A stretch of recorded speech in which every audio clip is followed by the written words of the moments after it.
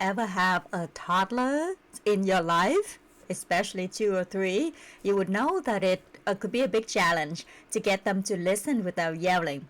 And as a certified parenting coach, I have helped many parents with this issue. So you're not alone. And I also have 3 kids, so I know what it's like. So today, I am going to give you 5 tips on how you could actually get your toddlers to cooperate without yelling. All right, if I have not met you yet, and if you're new to my channel, my name is An. I am a certified life and parenting coach, and I have helped hundreds of parents and other clients with their careers and relationship, especially parenting.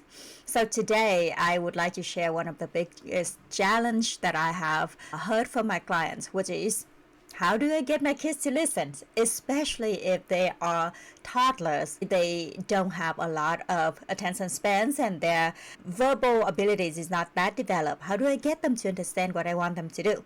So here's 5 practical tips that if you use them consistently and firmly, you will be able to see improvement immediately and long-lasting positive effects on your children.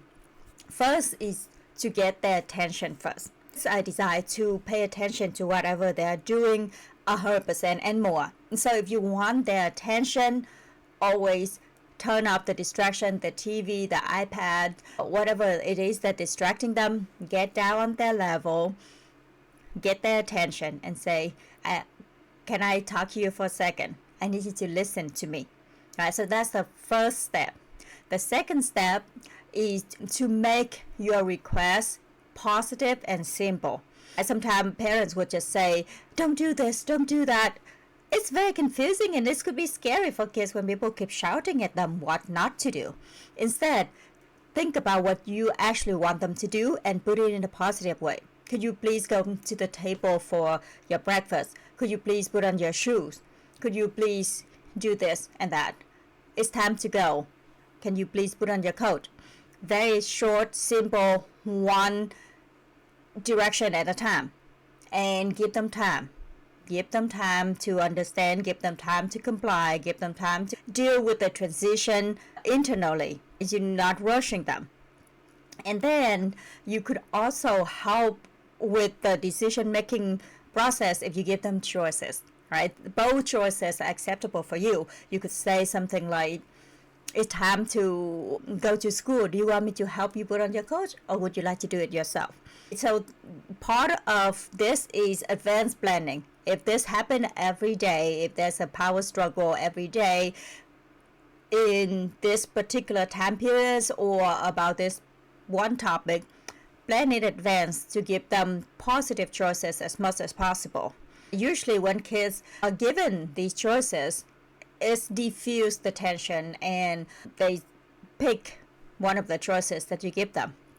Now, once they comply or they cooperate with your request, make sure you acknowledge that. Thanks so much for helping me clean up. That goes so much quicker. Oh, this was so much fun playing this game with you, and now we could go read a book together. Oh, thank you for putting on your coat. I knew you could do it. You're such a big girl. Right? Always authentically, like you want this compliment, this encouragement to be authentic.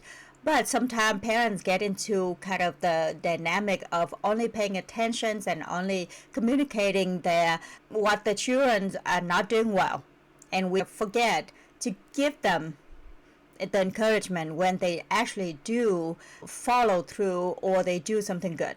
So make it a habit in your everyday life, but especially during time where there tends to be struggles between you and your children. Make sure you give them encouragement when they do something right. Thank you for not hitting your brother. Thank you for telling me about this problem you're having. And then be consistent. Be consistent, kind, and firm. It's always a good idea to take time for training, just like with us. If we're learning to ride a bike or to swim for the first time, usually it takes us a while to get used to the activities, and then we learn the basics, and then we go to advanced. And sometimes parents just want things to happen like this in a second or in a minute, but children are learning so much and learning social skill, learning about their emotions, learning how to regulate their emotion is a big part of their development. But it takes time. It takes time for them to listen to us, to try it out, to make mistake, and to be able to come back and try again. So always take time for training, but be consistent with your training, be consistent with your calm energy, be consistent with your instruction, with your boundaries, be kind and firm. And over time, even if it's just a couple days, you will start to see kids, they learn so quick, but they learn so quick from our actions and from our calm, consistent energy. So there might be some resistance at first, they might throw some tantrum, but if you keep being consistent and calm, they will eventually learn this is how we do things here. This is the new normal. Okay, hopefully you could try out all 5 tips if you feel up to it, or you could just try one and see how it works for you. But remember, we are in it for the long haul. When I talk to my parents, to my clients, I usually say, what do you want your kids to be when they're 25? And what kind of relationship do you want to have with them when they're 25? And they could make their own decision about their relationship.